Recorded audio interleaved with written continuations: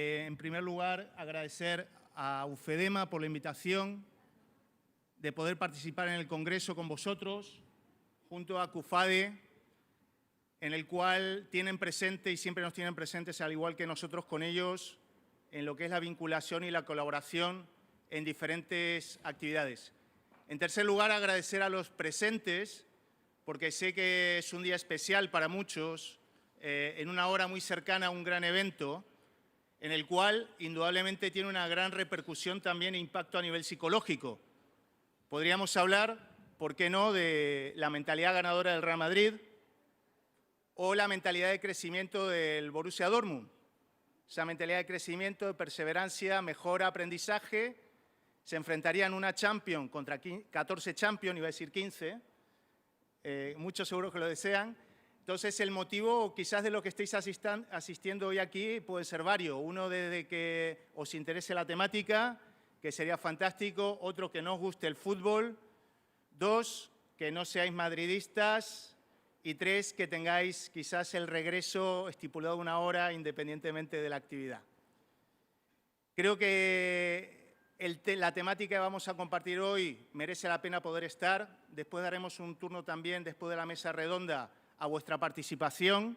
Pero en primer lugar, si me permitís, para nosotros es un gusto que en este evento además pueda estar representado por la persona de máxima responsabilidad dentro de nuestro Colegio Oficial de la Psicología de Madrid, que es nuestro decano, José Antonio Luengo, que además de su amplia experiencia dentro del ámbito educativo, tiene una amplia experiencia dentro de lo que es el contexto deportivo, con su participación y colaboración con el Getafe durante muchos años y que siempre ha apoyado a la sección del colegio.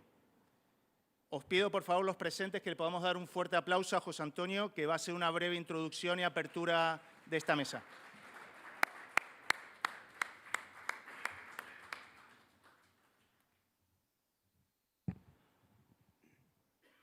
Bueno, pues muchas gracias. Muchas gracias, Alejo. Buenas tardes a todas y a todos. Y bueno, como decía Alejo, efectivamente estar hoy aquí en un entorno en el que el deporte se convierte en el corazón del diálogo, de la reflexión y de la profundización sobre cómo mejoramos como personas y como sociedad, pues es un auténtico lujo. Decía también Alejo que efectivamente he estado muchos años dedicado a la psicología deportiva en un contexto de alta competición, con un club de fútbol, bueno, yo estimo que muy querido aquí en la Comunidad de Madrid, que es el Getafe Club de Fútbol, y trabajando esencialmente con categorías inferiores, escuela de fútbol y ocasionalmente, según los entrenadores entendían, en el ámbito del primer equipo y del segundo equipo.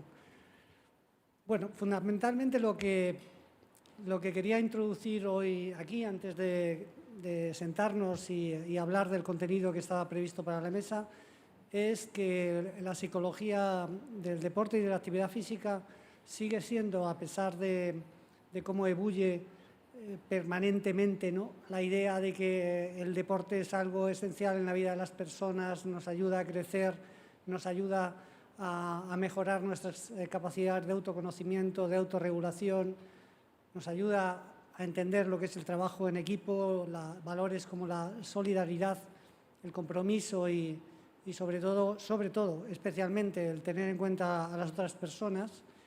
Pues, a pesar de todo eso, la psicología del deporte y de la actividad física sigue siendo un ámbito de desarrollo profesional en el contexto de la psicología, pues poco conocida y no suficientemente desarrollada. No porque falte investigación, no porque falten profesionales, no porque falte experiencia.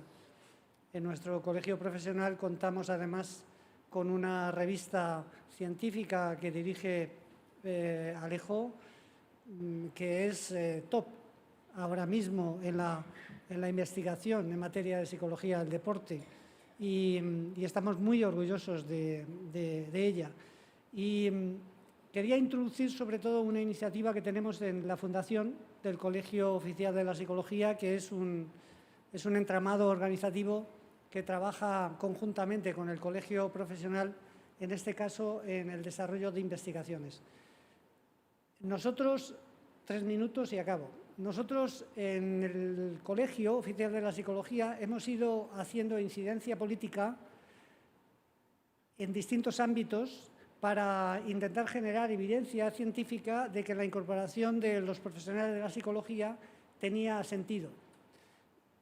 Esto lo hicimos hace ya unos años en el contexto de la sanidad, en el ámbito de la atención primaria, y lo que hicimos en nuestro colegio profesional fue diseñar y desarrollar una estrategia de investigación consensuada con la Administración Sanitaria de la Comunidad de Madrid para intentar extraer evidencia científica de que si incorporábamos psicólogos y psicólogas en el contexto de los centros de salud, de los centros de atención primaria, la atención a los problemas emocionales de la gente, a los problemas incipientes de salud mental de la gente cuando acude a su médico de atención primaria a que le ayuden, porque no se encuentra bien, porque no duerme bien, porque no come bien, porque tiene relaciones inestables con sus amigos, con sus familiares, con sus compañeros de trabajo, pues no solo se dispusiese de la herramienta de la medicación, que es la herramienta que se utiliza ordinariamente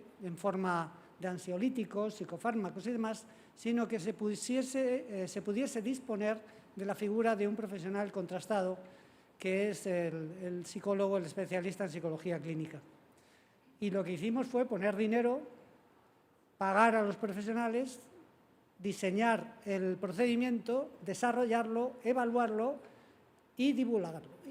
Extrajimos evidencia científica de que si comparábamos la atención que recibían los pacientes que tenían problemas emocionales con la medicación o con la psicoterapia, los resultados que se evidenciaban de satisfacción y de manejo del estrés, manejo de las preocupaciones, del desajuste emocional en los pacientes, era muy superior cuando los psicólogos, las psicólogas intervenían. ¿Y qué hizo la Administración Educativa? Pues lo compró. Y efectivamente, a partir de ahí contrató a psicólogos y psicólogas en el ámbito de la atención primaria. Ahora estamos en un proceso de negociación para casi triplicar el número de personas que están trabajando. Hemos hecho hace nada con la Consejería de Educación algo parecido. Estamos terminando conjuntamente con otras comunidades autónomas, con otros colegios profesionales de otras comunidades autónomas, un proyecto de investigación que pretende extraer evidencia científica de que si incorporamos psicólogos en los centros educativos, muchos de los problemas de desajuste emocional que tienen los chicos, las chicas, los adolescentes, pues van a ser mejor atendidos en ese contexto, en un clima de prevención primaria, en todo caso también de prevención secundaria, pero de acompañamiento. ¿Y qué queremos hacer? Y con esto quiero terminar. Pues queremos hacer algo parecido con la psicología del deporte y de la actividad física. Y Alejo, tengo que decirte, tú eres conocedor desde el primer momento de esta iniciativa, estás colaborando en el desarrollo de la misma. Tenemos muy buenas noticias. Tenemos ya financiadores potentes de esta iniciativa, porque la idea que nosotros planteamos es incorporar con coste cero para clubes deportivos durante un año la figura de psicólogos y psicólogas para medir su eficiencia. Y para medir su eficiencia en muchos ámbitos, de los que no voy a extenderme ahora, pero que tienen que ver con algo que la sociedad pide a gritos: la prevención de la violencia, la promoción del bienestar psicológico, la promoción de valores de solidaridad, de respeto, de compañía, de trabajo en equipo, y algo especialmente importante, la reflexión sobre que incluso en el rendimiento, en la exigencia de rendimiento que ya tenemos para niños y niñas a partir de 10, 11, 12 años, no solo los padres, sino también los clubs, pues se pueden hacer las cosas con sentido. Y bueno, es una iniciativa que contamos ya con una financiación interesante, con grupos universitarios interesados en colaborar en la misma, y vamos a intentar plantearla ya para el inicio del curso que viene. Con lo cual, bueno, estamos en disposición de decir que si todo va bien, pues en un año, año y medio, tendremos un proyecto de investigación que habrá extraído evidencia científica de que si hacemos las cosas de una manera mejorando, incrementando los recursos y sobre todo la capacitación profesional de quienes trabajan ahí, comparándolo con otros contextos, los resultados son mucho mejores. Pero no solo a nivel de rendimiento, sino de crecimiento de las personas. Y bueno, y a partir de ahí, pues estoy a disposición del coordinador de esta mesa para sentarnos y hablar.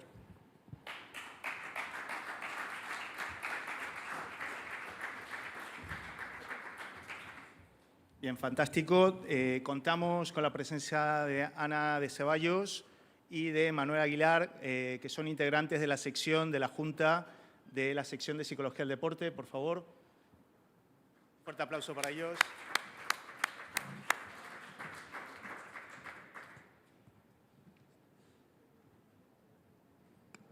Bien, fantástico. Os comento un poco la dinámica que vamos a tener. Vamos a ir pasando una serie de diapositivas.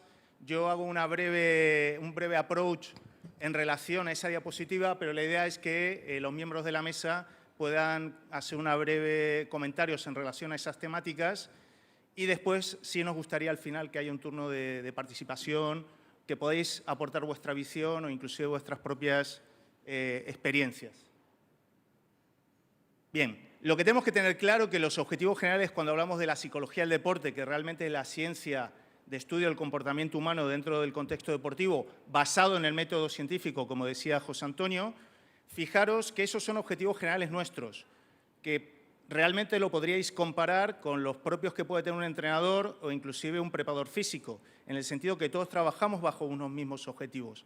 La clave está donde ponemos el foco. En este caso, el psicólogo del deporte lo que busca es optimizar los recursos psicológicos, como veis, no solo para cuidar la salud psicológica, que es súper importante y como veremos después es lo que blinda la Ley del Deporte de diciembre de 2022.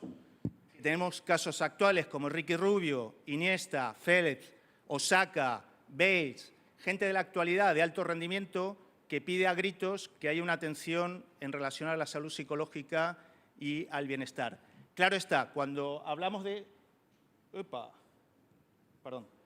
Cuando hablamos de estas cuestiones de factores generales, claro, tenemos que pensar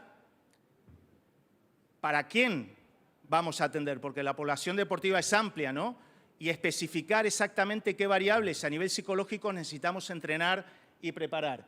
Fijaros que ahí tenemos, y ahora doy paso a la mesa con esta primera diapositiva, diferentes poblaciones dentro del contexto deportivo, como puede ser el propio club, la propia entidad, a nivel de organización y gestión, a nivel también de protocolos y de mediación, como se ha comentado en las mesas anteriores, pero también hablamos de una necesidad del propio deportista, de los propios entrenadores y también una necesidad, por supuesto, de lo que es la familia en general en torno a la educación y formación de los más jóvenes. Y entonces dejo la primera pelota votando para los miembros de la mesa, bueno, que podéis compartir vuestra experiencia o hacer mención a lo que estiméis. Genial, gracias, Alejo.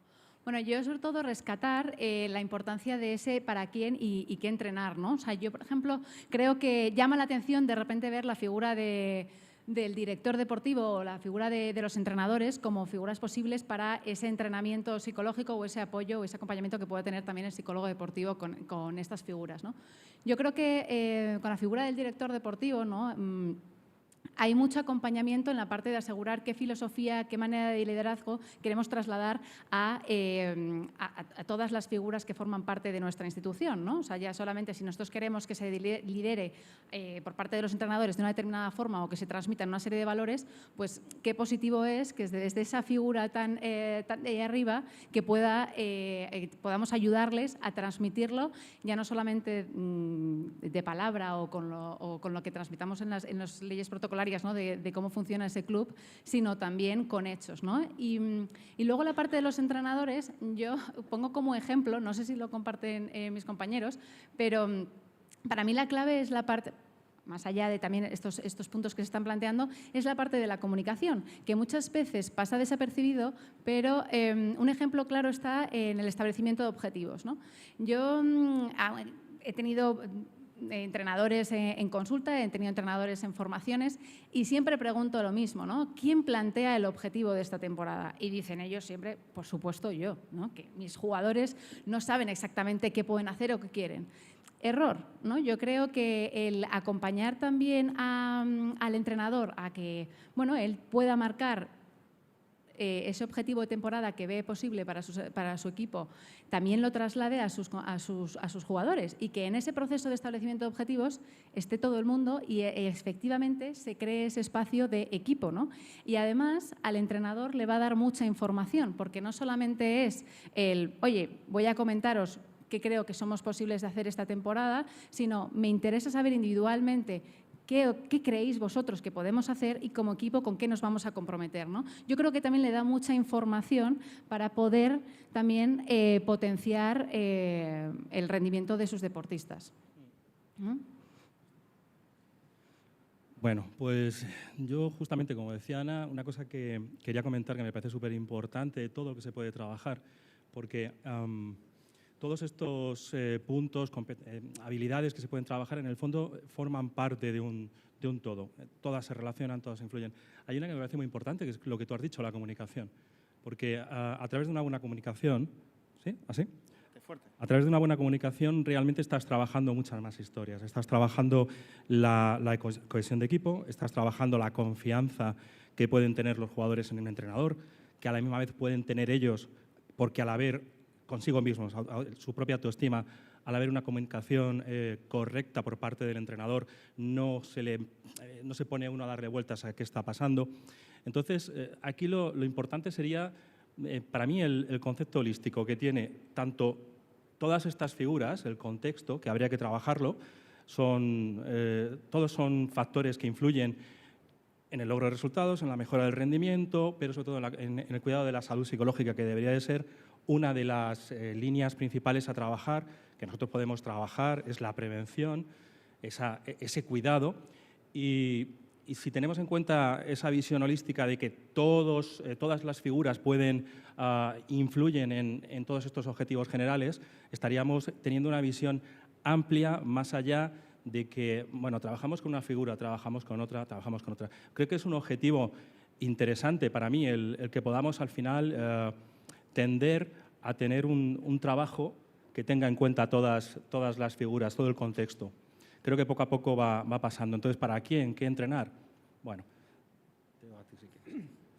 Muy bien, pues yo quiero introducir una experiencia personal que antes ha sido citada. Dentro de UFEDEMA estamos hablando de federaciones, de clubes deportivos de muy diversos y diferentes deportes.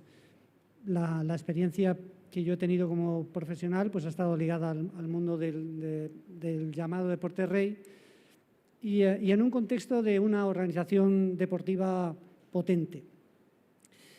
Se decía antes, decía Ana y decía muy bien que trabajar con una visión transversal en el sentido de que cuando nos planteamos los objetivos tenemos que entender que los objetivos tienen que ser coparticipados y coelaborados por todos, evidentemente con distintos niveles de responsabilidad. No tienen los mismos niveles de responsabilidad las familias que los jugadores, que en el caso, por ejemplo, de chicos y chicas que están creciendo, pongo este ejemplo, que los entrenadores o que los directores deportivos. Esto es evidente, ¿no?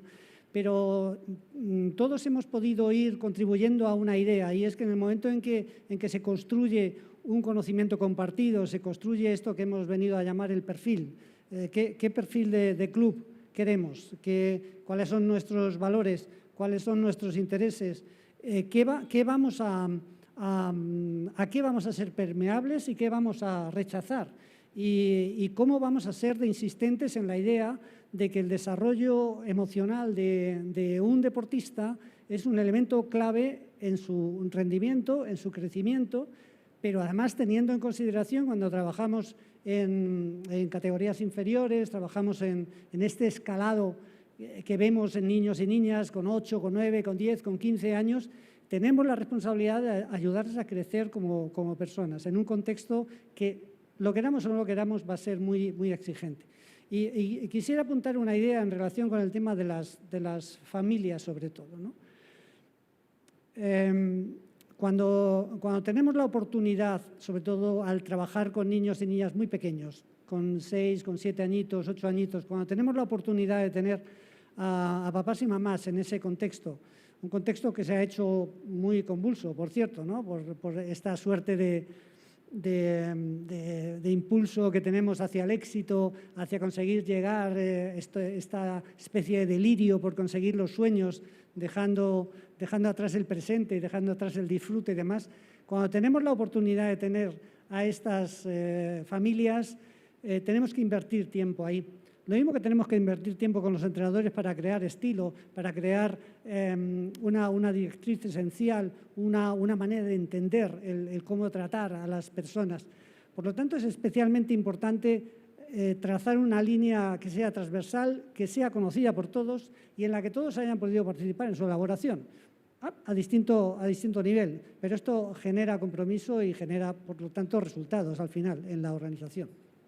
Yo querría añadir un detalle a esta diapositiva y quizás luego da pie a debate en el momento de las preguntas, pero creo que es importante saberlo, ¿no? Porque hace un par de días estaba yo en una supervisión con otros psicólogos del deporte y se planteaba esta situación, que es muy importante saber para quién efectivamente va a ser ese servicio. Es decir, si yo como directivo considero que quiero que mi equipo de entrenadores tengan un apoyo de un psicólogo del deporte, pues ese psicólogo no es el psicólogo de los jugadores.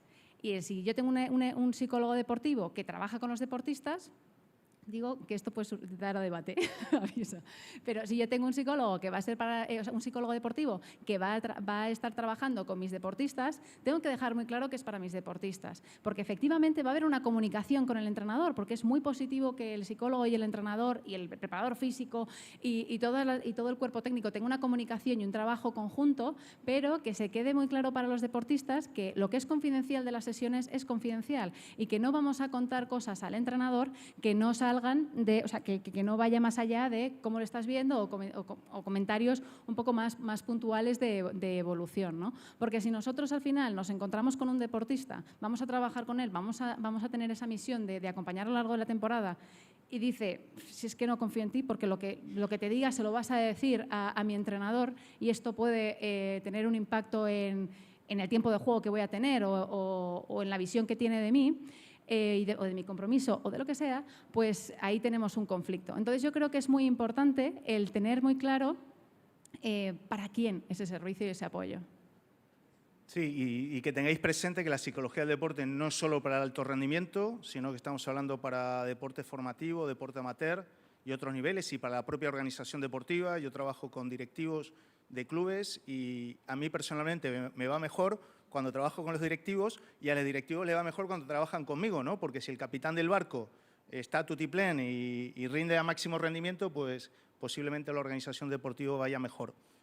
Y después también la psicología del deporte no es solo para los deportistas, ¿no? En esta línea, es para los diferentes integrantes de la amplia población deportiva.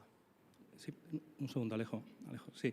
Yo hay una cosa que sí que me gustaría también comentar. He trabajado bastante con equipos, con instituciones que no son de alto rendimiento, pero que tienen una base amplia de chavales, chavalas, de jóvenes. Y esos clubs, cuando les planteas la figura de la psicología, psicólogo, psicóloga, lo que te dicen es no somos de alto rendimiento. Lo cual realmente es un problema. No somos de alto rendimiento, pero los chavales tienen padres y madres que van a los partidos, que les meten presión a los chavales y a las chavalas, aunque no sean de alto rendimiento. ¿Qué ocurre? Que el problema que hay es que no tienen ni siquiera el concepto de que les pueda... sí saben que les es necesario, porque tienen conflictos los fines de semana, pero está asociado rendimiento a psicólogo, de momento, lo cual es un problema, porque no es que no haya dinero, es que de salida ni siquiera lo ven. Si lo ven, no hay dinero. ¿por dónde les tiene que llegar el dinero? ¿A través del alto rendimiento o a través de que se encuentran en una situación en la que sí que se necesitaría un psicólogo? Yo creo que esta es una situación que es para reflexionarlo, porque realmente se produce. Cuando hablas con ellos y llega un momento en el que lo ven, te dicen, ah, pues tienes toda la razón. Y es cuando empiezan a hablar con alguien. ¿Qué pasa? Aquí se encuentran con la siguiente barrera. Ese alguien no entiende que pueda hacer falta un psicólogo. Entonces, ahí tenemos un conflicto cuando una parte muy grande del deporte es un deporte de no élite, por decir así, ¿no? Y ahí es donde se puede trabajar. Quiero decir que, ¿para quién? Pues para cualquier club donde realmente haya gente compitiendo. Y sobre todo si hay padres y madres ahí también detrás. Sí, en esta diapositiva daría mucho juego, porque no hemos dicho, aquí hay más de 100 años de experiencia en tanto alto rendimiento como en deporte base. Esta presentación os la vamos a compartir y os agregaremos un breve currículum de cada uno. Por ejemplo, yo doy un paso al frente. Los clubes o entidades deportivas que no tengan escuela de madres y padres es una organización débil. Las familias tienen que estar cerca, forman parte del equipo. Son educadores de primer orden. Y cuando yo veo una entidad deportiva de primer nivel que prohíbe el acceso a los padres y madres, es una debilidad de ese club. Y cuando empiezas a rascar un poquito, no hay un proyecto y una filosofía. José Antonio y Manuel dijeron una gran realidad. Tiene que ser algo holístico de arriba hacia abajo, no de abajo hacia arriba. No es el perfil escalador, que vamos con un deportista y llegamos a la cúspide en el mejor de los casos. No, tiene que ser el efecto cascada. Trabajemos con la organización, desarrollemos una filosofía y un proyecto deportivo desde un punto de vista humano en el cual da cabida indudablemente al rendimiento en sus diferentes niveles y también la parcela humana necesaria. No hay deportista si no hay persona. No hay persona si no hay salud. Y si no hay salud psicológica, tampoco hay salud en ningún nivel. Alejo, ¿podría comentar? No te vamos a dejar. Vamos a estar solo con esta diapositiva. No, a lo mejor lo que decimos ahora, yo creo que puede valer. Pero voy a poner encima una experiencia, que es una experiencia que se desarrolla poco, pero que tiene unos resultados fantásticos y es muy, muy sencilla. Yo trabajo también como psicólogo clínico en un programa de prevención de los problemas de salud mental, prevención de las autolesiones y el suicidio en el sistema educativo. Y uno de los procedimientos que estamos implementando son los debates a tres, los diálogos a tres. Vamos a hablar de esto, pero vamos a hablar juntos, familias, chicos y chicas y profesorado. Por supuesto, con una introducción, con un vídeo motivador, con un contenido, pero vamos a escucharnos al mismo tiempo. Incluso también profesionales que puedan estar de salud mental, que puedan estar implicados en el sector y demás. El resultado es muy potente porque escuchamos cosas que nunca escuchamos, porque tendemos a concentrar nuestras conversaciones entre los grupos donde nos movemos. Y en el mundo del deporte, a nosotros nos dio un resultado fantástico en esta escuela de familias, el que tuviéramos determinadas actividades de sensibilización con los chavales sobre mejora de rendimiento y demás, con los padres detrás escuchando, sin posibilidad de intervenir. Momentos en los que tú estás trabajando con los chicos y con las chicas en determinadas habilidades, cómo tienes que reaccionar a un árbitro que la ha tomado contigo y que no te deja jugar, cómo tienes que reaccionar a un defensa que te está castigando las tibias y no se pitan faltas, cómo que tienes que reaccionar a un entrenador que parece que no te da cancha. Cuando estás trabajando con los chicos esto y los padres están escuchando ese trabajo y se procede a desarrollar una suerte de comunicación que es tremendamente potente, porque no les estás diciendo a los padres lo que yo les cuento a los chicos, no, lo están oyendo y están oyendo las preocupaciones que tienen y demás. Bueno, lo decía al respecto de que tenemos que buscar aliados y las familias en este trabajo son aliados. Fantástico. Fijaros que en la diapositiva anterior hablamos de objetivos generales, pero hablamos también que nosotros trabajamos para optimizar ciertas variables psicológicas, muchas serán compartidas y otras serán específicas en función del rol, la función y la persona dentro de la organización deportiva, ¿no? Pero fijaros que aquí ponemos diferentes términos. Hay otros también que, fijaros que ponemos, al final son términos de psicología. Cuando hablamos de motivación, no estamos hablando de otra cosa, sino de psicología. Cuando hablamos de la parte emocional, estamos hablando de psicología. Cuando hablamos de confianza, hablamos de psicología. Cuando hablamos de liderazgo, hablamos de psicología. Porque cuando hablamos de psicología, hablamos tres componentes principales. Uno es el cognitivo, otro el emocional y otro el comportamental, ¿no? Digamos, ¿no? Y también las relaciones interpersonales. ¿Por qué planteamos esta diapositiva? Porque muchas veces se utilizan términos, quizás en los periódicos, en los medios de comunicación, en el día a día entre nosotros, y tenemos que entender, o por lo menos tener localizado, que estamos hablando de psicología, que detrás de cada una de estas variables hay modelos teóricos, hay procedimientos y estrategias para entrenar y mejorar cada una de estas cuestiones. Yo aquí añadiría a la parte de necesidades psicológicas también la importancia de la detección de esas necesidades psicológicas que vemos en nuestros entrenadores, en nuestros jugadores, en nuestros árbitros. Porque bueno, al final es tan importante el saber que tengo que trabajar como también detectar qué está sucediendo, ¿no? Y por eso yo creo que también es interesante que haya esas actividades formativas tanto para los padres como también para los entrenadores. Si yo tengo entrenadores que están formados en conceptos también incluso de psicología y demás, pues pueden ayudar a poder identificar que, oye, ¿hasta qué punto puedo llegar yo a motivar? ¿No? Pongo motivación porque es uno de los términos que se pone en la diapositiva.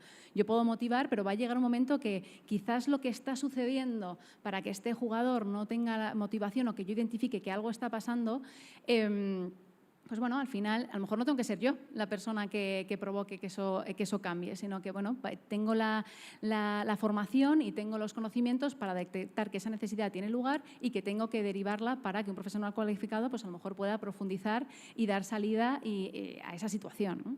Yo creo que eso también es bastante importante, ¿no? El ser conscientes de que es tan importante efectivamente tener profesionales cualificados como también el detectar qué está sucediendo verdaderamente y cubrirlo.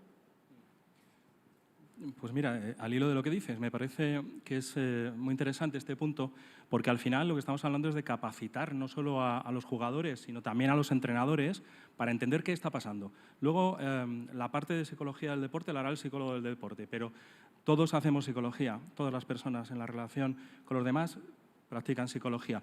Si un jugador jugadora, siempre lo digo así, estamos entrenándole para que sea capaz en un momento dado de detectar qué le pasa, para que sea capaz de poder, antes de hacer nada de lo que le estamos entrenando, tendrá primero que saber que le ocurre algo, mínimo que le ocurre. Y si somos capaces de que además lo pueda identificar, genial. Si además tenemos otra figura, que es la del entrenador o la entrenadora, que a la misma vez puede entender que le está pasando algo, tenemos lo que hablábamos al principio, una visión más holística en la que todos estamos participando y con un poco que pone cada una de las figuras, al final se consigue mucho. Se consigue mucho porque empiezan a navegar varias personas en la misma dirección.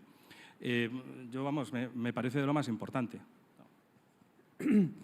Fijaos qué interesante este tema que ha introducido Alejo, porque los psicólogos y las psicólogas no queremos estar en el top 10 de la popularidad. Que no. Nosotros vivimos de la influencia silenciosa, nosotros en un papel discreto. Si no se habla de nosotros, pues casi mejor.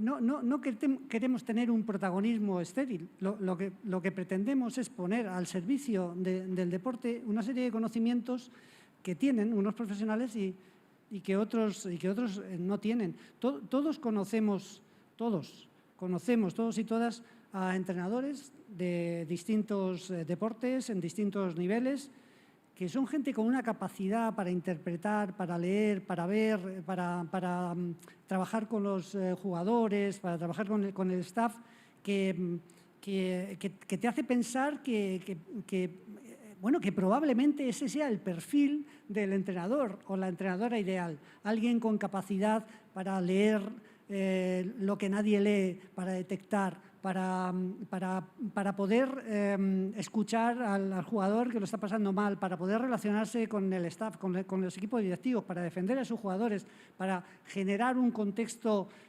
sano y protector en el vestuario. Pero el hecho de que haya personas que por desarrollo profesional, por características personales, por experiencia y demás, pues tenga esas habilidades, no debe dejar de hacernos pensar pues, que hay profesionales que se han formado para esto, pero se han formado no para estar ahí en la foto, sino para estar detrás, ayudando, escuchando, detectando, analizando y sabiendo susurrar al oído aquellas cosas que parece que pueden ayudar a mejorar el trabajo conjunto, ¿no? Y este elenco de conceptos que están en el día a día de la conversación que tenemos, de la conversación, del diálogo con los jugadores, del diálogo con las familias, del diálogo con los equipos técnicos, este es un elenco, lo ha dicho antes Alejo, y me parece muy interesante, de términos ligados a la ciencia de la psicología. Y decimos esto sencillamente para subrayar eso, que todos nos vamos a beneficiar de una perspectiva donde se integren estas ideas en un trabajo conjunto. Fantástico. Ancelotti, gran gestor de personas, Del Bosque también, ¿no? Esperemos que no lleguen a la tanda de penaltis, veamos la autogestión emocional si hay que tirar penaltis. Son cuestiones del día a día, ¿no? Y que podemos analizar. Y seguro que nos viene a la retina alguna situación no bien gestionada o no bien entrenada. Debates que tuve yo con entrenadores, no, los penaltis no se pueden entrenar. Sí se pueden entrenar, se necesitan entrenar. Tanto en la parcela técnica-táctica como en la perspectiva mental, ¿no? Por ejemplo, a través de la práctica imaginada podemos recrear una final de Champions 200.000 veces cuando es única y quizás la única opción en la vida de algún deportista. Bueno. Bien. Fijaos una cosa, para dar un contexto también, fijaos la ley del deporte, lo que regula, y no sé si lo habéis leído o lo tenéis presente, antiguamente lo que es la psicología, la salud psicológica, el bienestar, la calidad de vida, no le integraba la ley del deporte. Desde la división, desde el propio Colegio de la Psicología de Madrid, hemos estado trabajando con las diferentes comisiones y son conceptos que se han integrado y la ley lo que busca es prevenir y cuidar los aspectos de la salud general, entre ellas la psicológica. O sea, ya hay un marco de referencia en relación a estas cuestiones. Y después hay un rol que es obligatorio por ley, pero que falta desarrollar y matizar, es la del delegado del menor en el deporte, que del proyecto que comentaba José Antonio, algunas de las competencias están integradas también en ese proyecto. Por ley, todos los clubes deberían de tener ese rol. Es una ley nacional, lo que pasa es que después se delega a nivel autonómico quién integra ese perfil y cuáles serían las competencias o la formación. Los juristas han sacado, algunas entidades han sacado cursos de formación, CAFID ha sacado, Psicología ha sacado, en la autónoma hay un diplomado en relación a esto. Son cuestiones que hay que aumentar, unificar y poder mejorar, ¿no? Pero en concreto, también otra idea que queríamos compartir, aparte de los sustentos legales que dan encuadre a todo esto, como dijo José Antonio Luengo, en relación, por ejemplo, a la violencia, ¿no? A evitar la violencia del día a día de los entrenadores que pueden de cara a los chavales entre sí, las familias en el día a día, los que vivís el día a día los fines de semana, lamentablemente es muy triste, se nos escapa muchas veces de las manos. Todas esas cuestiones hay que gestionarlas, ¿no? Indudablemente, pero entendemos, aunque no hay un rol único y hay un perfil variado que podría ocupar este rol, entendemos que a la hora de detectar, evaluar e intervenir, el perfil ideal es el nuestro, aunque a día de hoy por ley no esté establecido. Tenemos mucho que aportar y, como dijo José Antonio, que los entrenadores de alto nivel lo suelen tener y la gente con experiencia y con recorrido, como seguro sois muchos de vosotros, veis lo que otros no ven. Y a nosotros nos pasa algo muy parecido.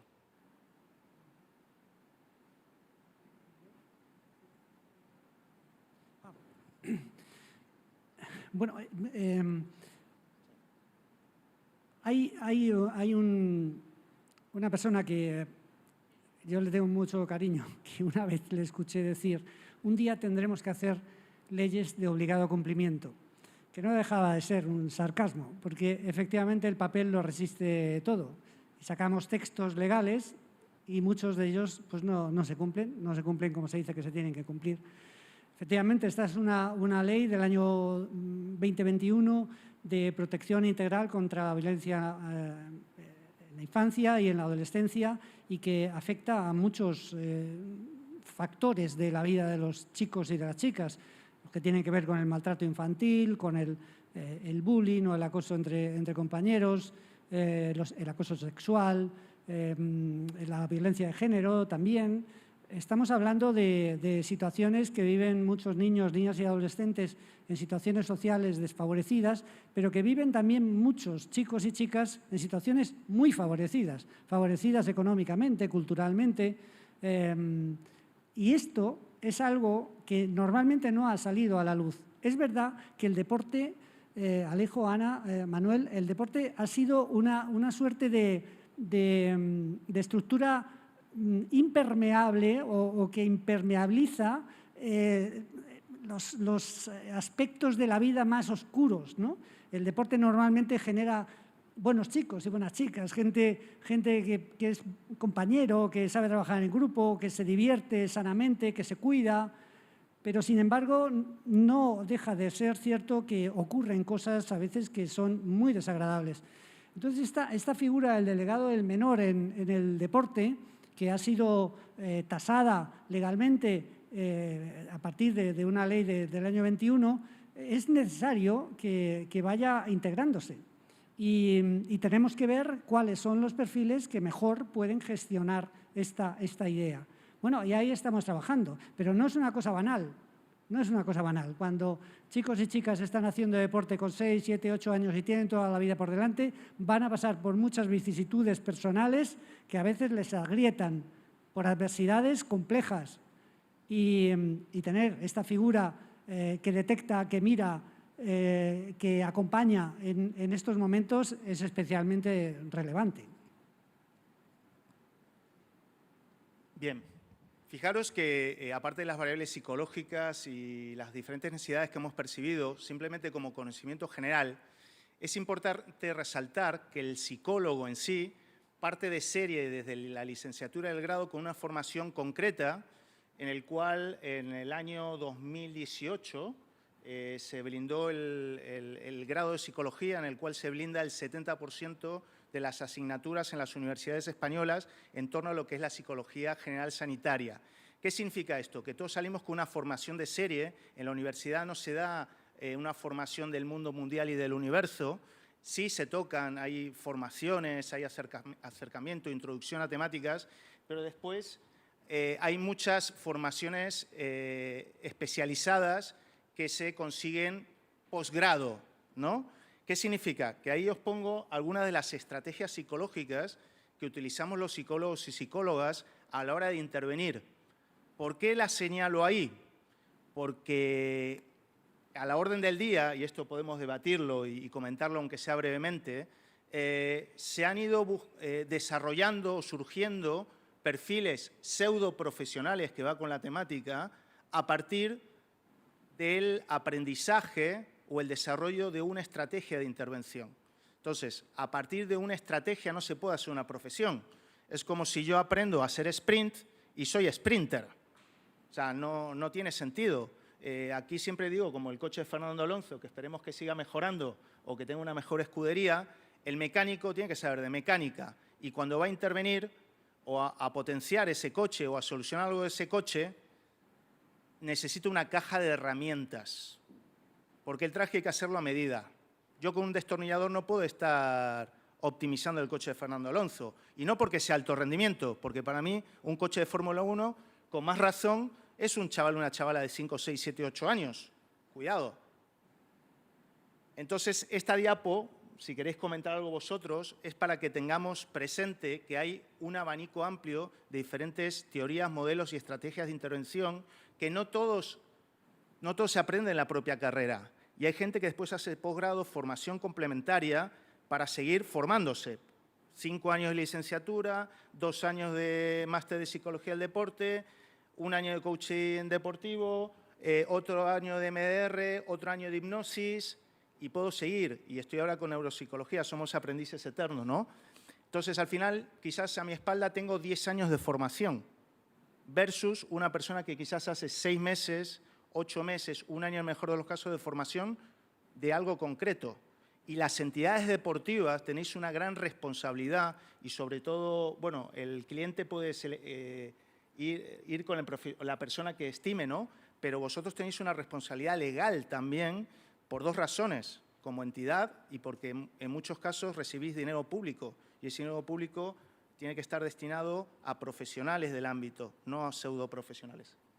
Yo simplemente añadir un detalle de esto. O sea, yo es verdad que también entiendo como tú la parte de la profesión de psicología como una formación constante, ¿no? Y cada vez más, ¿no? El hecho de que pongan todas estas cosas no significa que todos los psicólogos tengan que estar formados en esto para poder ejercer, ¿no? O sea, que eso también dar esa tranquilidad, ¿no? Pero sí que es verdad que yo añadiría a lo que ha dicho Alejo el hecho de que ya no solamente un psicólogo más formado va a poder cubrir mayor necesidades y tener una visión, una perspectiva mayor, sino que también vas a ver en qué momento es el idóneo para usar X herramienta, ¿no? O sea, un proceso de coaching, ¿no?, que es muy sonado, pues a lo mejor es muy potente, ojo, es una herramienta muy potente, pero no en un inicio a lo mejor con una persona que primero hay que lidiar con aspectos emocionales previo a iniciar ese proceso, ¿no? Entonces, yo creo que también ese profesional formado y ese profesional con una gran caja de herramientas también aporta el hecho de saber cuándo es idóneo y dar en el clavo, ¿no? Y poder ayudar a potenciar el rendimiento de ese deportista. Y que sea psicólogo colegiado, que es obligatorio por ley, más allá de la formación, que brevemente comentaremos. Y además tenemos el respaldo y es el que vigila el desarrollo profesional de los psicólogos y psicólogas, que además tenemos no solo el respaldo institucional, sino un código deontológico que regula nuestra profesión. Sí, por continuar con la última observación de Alejo. Un colegio profesional es una corporación de derecho público.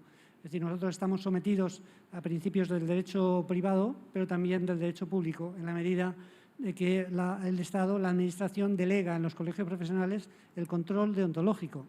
Y este es un elemento no pequeño, no banal.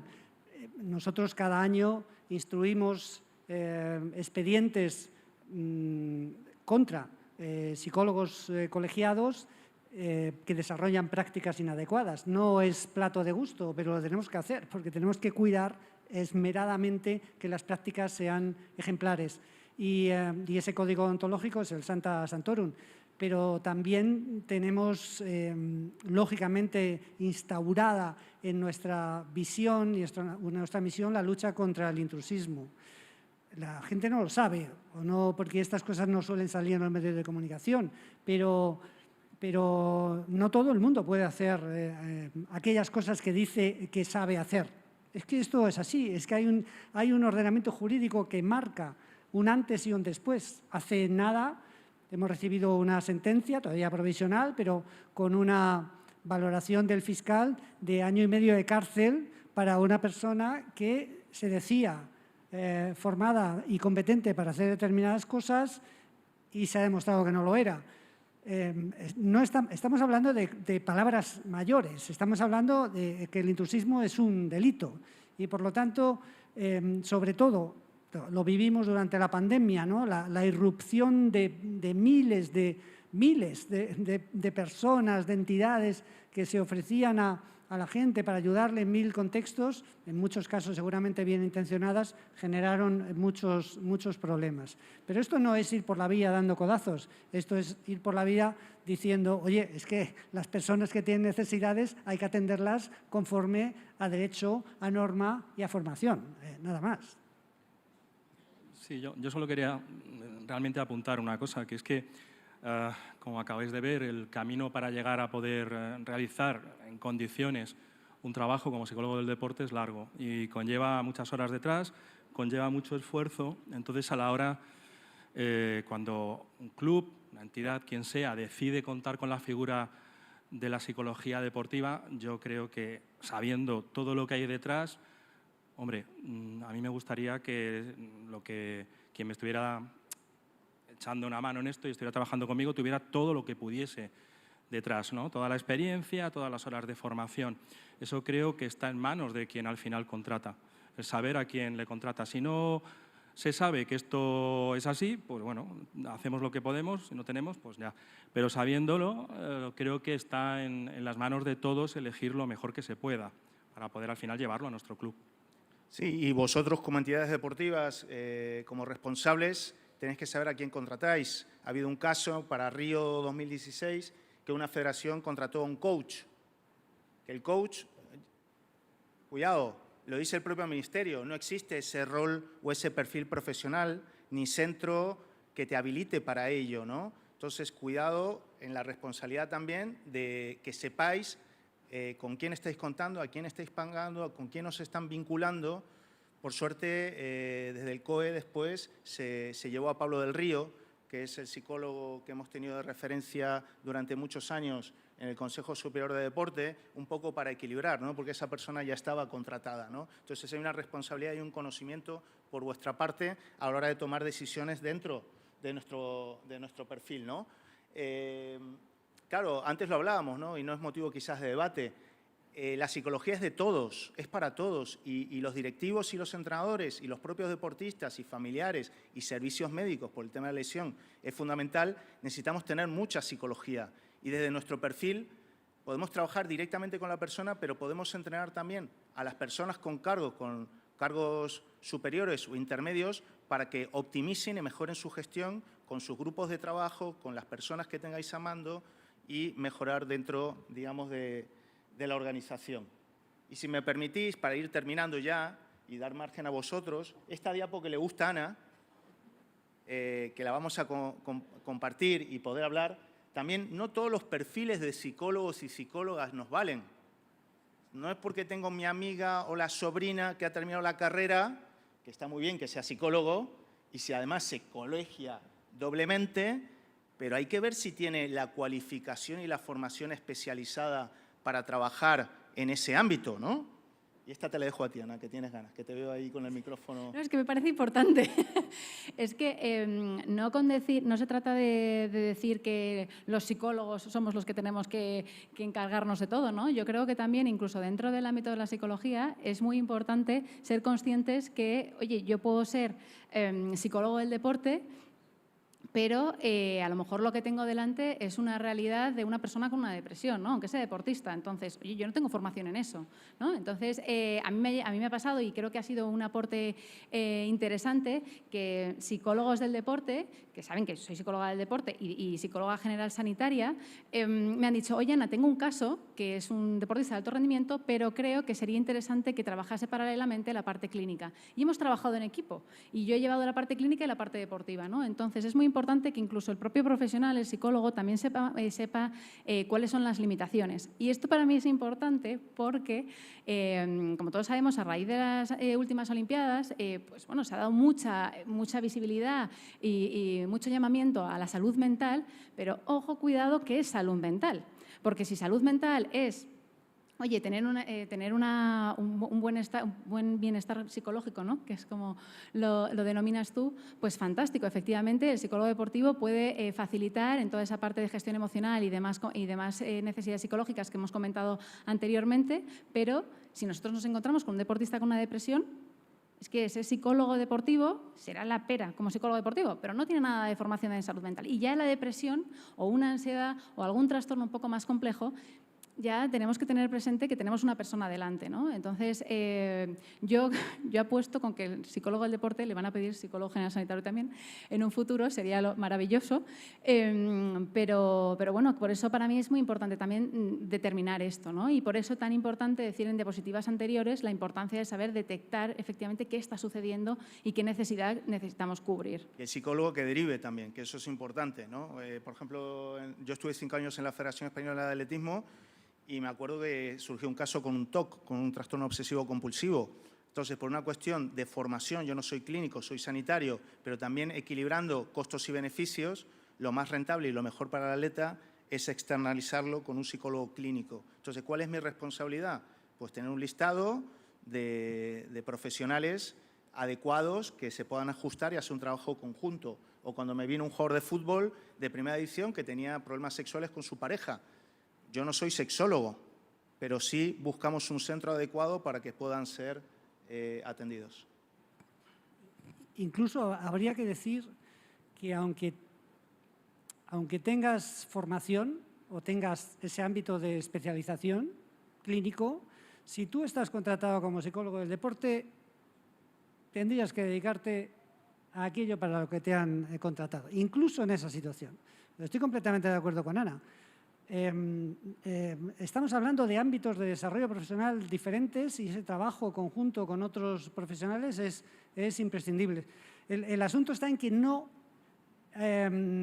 siempre es sencillo determinar dónde está la frontera, porque la Organización Mundial de la Salud define la salud mental como ese estado de bienestar psicológico y emocional que te permite, oye, hacer tu vida de una manera razonable, relacionarte también razonablemente, ser contributivo, hacer contribuciones en tu vida cotidiana, tener una perspectiva, un proyecto, pero dice también, y esta es una parte muy importante, saber afrontar las numerosas adversidades con las que te vas a encontrar. Y en ese afrontamiento a veces se produce una respuesta anómala, no una respuesta compleja, difícil. La tristeza no es una enfermedad, ni es una depresión, ni la pena, ni pasar días malos porque han ocurrido cosas. El establecer ahí cuál es la diferencia entre un problema de salud mental ligado ya a un trastorno, una enfermedad, también, lógicamente, depende de nuestra prudencia, pero coincido plenamente con Ana en que el trabajo conjunto en estas situaciones es especial. Y fijaros, si ahora te paso, Manu, hay una acreditación. Fijaros, tener la licenciatura del grado, estar colegiado, no tener sanción deontológica, al menos 400 horas de formación especializada, al menos 4 años de práctica profesional. Es lo que estamos pidiendo para etiquetar, catalogar internamente dentro del colegio a los psicólogos del deporte. Lo digo también como conocimiento a la hora de que vosotros podéis contratar o contar con gente, solicitar gente especializada, porque la hay, y sobre todo que estén colegiados, como mínimo, porque hay psicólogos no colegiados, y por ley es obligatorio la colegiación.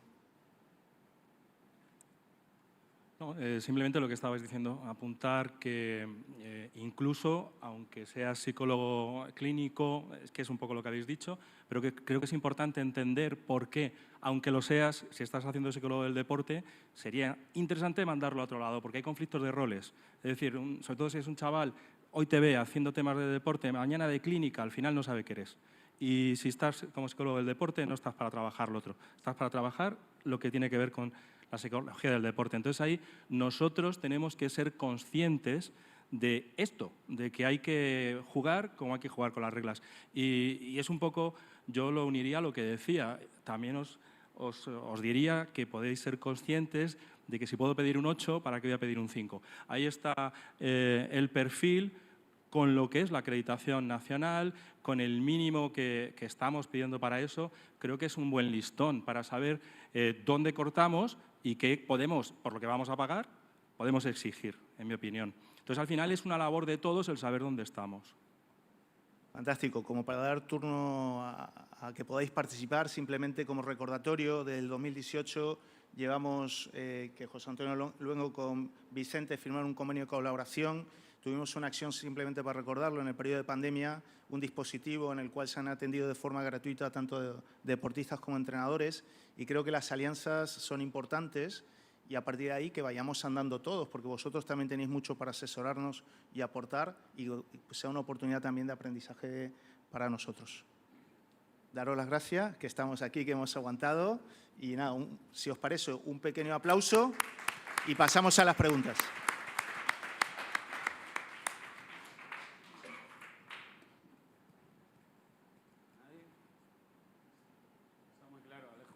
Sí, igual os pasamos las diapositivas, ¿vale? Para que las tengáis presentes y os dejaremos un contacto por si tenéis alguna duda y cuestión. Y desde UFEDEMA también, dentro de la página web, aparte de las diferentes actividades, vamos sumando elementos, material próximamente, ¿no, Pedro? Algunos vídeos. Tenemos, Ana, que puedes comentarlo, un ciclo de conferencias de psicología del deporte online.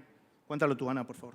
No, bueno, desde hace 4 años generamos desde la sección una iniciativa de ciclos de conferencias.